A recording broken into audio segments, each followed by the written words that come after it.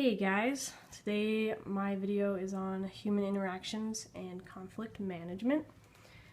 So I'm actually going to focus on my apartment and talk a little bit about it. So no judgment here, but kind of want to talk about conflict management. Just more about, well, I know we talked in class about how it applies to us in the workforce, but I want to talk about it more personally. This is my apartment here. The kitchen is probably what causes a lot more conflict in our apartment. Things are usually pretty dirty. We got stuff left on the counter and food. I don't even know how old that is or whose it is. The dishes. Yep, this is probably our biggest problem. Actually, I would say this looks pretty good for us, so I don't know how good that is, but you know, that can cause a lot of conflict in our apartment. This is also one of our major issues, is the trash can. Probably needs to be taken out.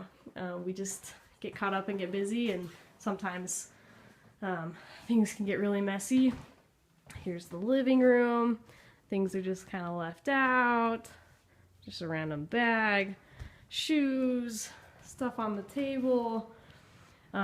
This can cause a little bit of conflict for me personally, just because I come from a really, really clean home. My mom was really adamant that we had a clean house, and so sharing an apartment sometimes can be hard for me because I like things to be clean. And so as roommates, we've had to talk a couple times.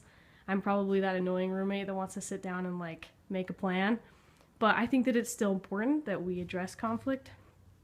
I read this magazine article from Forbes about resolving conflict in the workplace, and two things stood out to me. They're not really anything like particularly different, but I still think that they are helpful. One of them is just to hit it head on.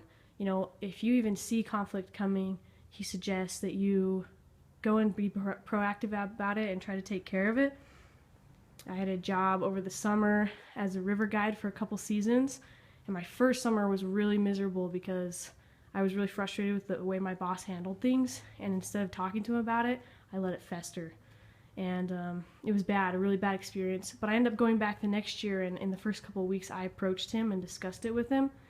And my summer was just so much better. I felt like we both respected each other because I had been proactive about it and went and talked to him.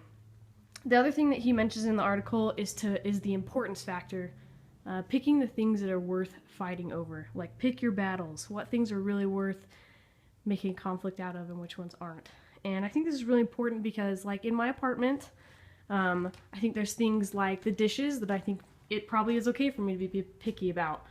But, like, stuff being left out in the living room or whatever, we live here, you know, and I think that those are the things that I have to get over and remember that we share together.